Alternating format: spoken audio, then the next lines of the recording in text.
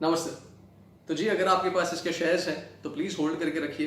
अगर आपको अक्यूमुलेट भी करना है तो हाँ, काफ़ी अच्छा टाइम है। अगर आप देखोगे फ्राइडे को ये शेयर बंद हुआ था करीब 100 रुपीज़ 10 पैसा पे। आज करीब 110 के आसपास बंद हुआ है। तो हाँ, अगेन लाइक नो काफ़ी 10% का जंप हमें लाइक नो जस्ट ये नए वीक में हमें देखने मिला है। तो आज की वीडियो में हम बात करेंगे ईकेसी के जो नंबर्स जो इन्होंने दर्ज किया है उसके बारे में बात करेंगे। कंपनी का स्वॉट एनालिसिस करेंगे और क्यों ये एक अच्छा टाइम है इसमें अक्यूमुलेट करने के लिए। और एक नेगेटिव पॉइंट क्या है, हाल ही में ये कंपनी न्यूज़ में भी आया था, not for the good reason. तो वो क्या है उसके बारे में भी हम थोड़ा सा डिस्कस करेंगे। तो जी अगर आपको जानकारी अच्छी लगी तो प्लीज़ चैनल को सब्सक्राइब ज़रूर कीजिएगा। चलिए वीडियो शुरू करते हैं। जी देखिए, इन्होंने लास्ट तिमाही में जो रिजल्ट्स दर्ज किए थे इसमें इनका जो टोटल इनकम है वो 18.10% से ऊपर है और जो इनका नेट प्रॉफिट है वो 1050% से ऊपर गया है अगर हम जून 2020 से कंपेयर करेंगे तो। जी देखिए, जून 2020 में अगेन लॉकडाउन पीक पे था, वहाँ पर भी इन्होंने अराउंड 6 करोड़ का इन्होंने प्रॉफिट कमाया है और अभी तो आई थिंक 69 करोड़ पे इनका जो प्रॉफिट है वो इन्होंने दर्ज किया है। तो काफ़ी प्रॉमिसिंग है लेकिन ईकेसी के जो भी अगर हम पूरे फैक्टर्स वगैरह देखते हैं तो काफ़ी मजबूत हमें यहाँ पर दिखाई देता है। जी अगर हम इस कंपनी के स्ट्रेंथ्स के बारे में अगर बात करेंगे तो देखिए लेकिन जो एफ है वो अपने शेयर होल्डिंग बढ़ा रहे हैं, जीरो प्रमोटर प्लेज है, कंपनी पे कर्जा काफ़ी लो है और अच्छा क्वार्टरली रिजल्ट्स भी ये कंपनी ने दर्ज किया है। जी वीकनेसेस फिलहाल कंपनी पे कुछ भी नहीं है। अपॉर्चुनिटीज़ में एक पॉजिटिव ब्रेकआउट है, लो पी रेशियो है इनका और थ्रेट में जो इंक्रीजिंग ट्रेंड हमें नॉन कोर इनकम से दिख रहा है वो थोड़ा सा एक थ्रेट हम मानकर चल सकते हैं।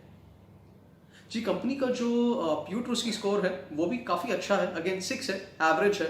बट अगेन कंपनी का जो स्टैचर है, इतना पुराना कंपनी है, तो अगर हाँ लाइक नो फाइनेंस एक ऐसा चीज़ है जहाँ पर फिलहाल घबराने की कोई ज़रूरत नहीं है।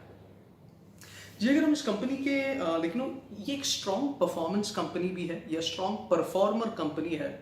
क्यों, इसे कुछ लाइक नो एक दो चीज़ें हैं जो मैं आपको बताऊंगा। जो पहला है कंसिस्टेंट फाइनेंशियल परफॉर्मेंस। बट ये कैसे हुआ है, क्योंकि इनका जो मैनेजमेंट है वो बहुत ज़्यादा इवॉल्व है, बहुत मेच्योर है।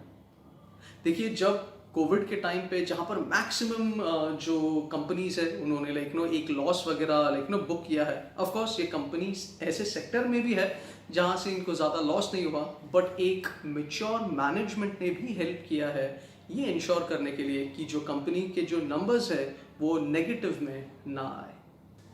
जी कंपनी हिंदुस्तान में औरंगाबाद में है, गांधीधाम में है, मिडल ईस्ट में है, दुबई वगैरह में। इनका जो सब्सिडरीज है वो यूएस में है।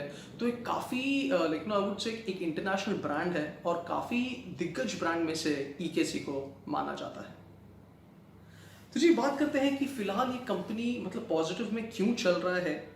देखिए कंपनी का जो प्रोफाइल है वो बहुत डाइवर्स है। ऑफ कोर्स सिलेंडर्स बनाता है, बट अगेन इसमें आप ऑक्सीजन स्टोर कर सकते हो, नाइट्रोजन आ गया आपका, लाइक कार्बन डाइऑक्साइड आ गया, और फिर अपना फायर एक्सटिंग्विशर के लिए जो लगता है like I think powdered carbon dioxide वगैरह ये हो गया। और जो बेवरेजेस में जो अपना सोडा वगैरह के लिए जो गैस लगता है, ये सब के सिलेंडर्स भी ईकेसी बनाता है।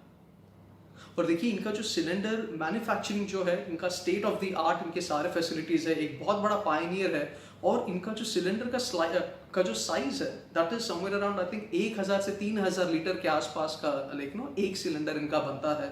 तो एक काफ़ी वैल्यूड प्लेयर इस सेक्टर में इसे माना जाता है।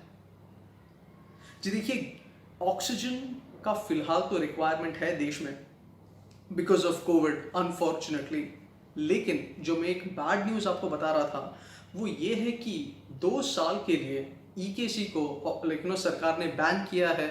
क्योंकि जो इनके ऑर्डर्स थे जब पैंडमिक जो पीक पे था वहाँ पे जितने भी सारे ऑर्डर्स थे ईकेसी ने फुलफिल नहीं कर पाया, इसलिए 2 साल के लिए इसे ब्लैकलिस्ट किया हुआ है। अगेन ये न्यूज़ आया था 12 जून 2021 को, अगेन 2 महीने पहले की बात है। तो 2023 तक ये बैन इन पर रहने वाला है। बैन तो नहीं, खैर जो ब्लैक लिस्ट में इनको डाला है यहाँ, लेकिन ये रहने वाले हैं।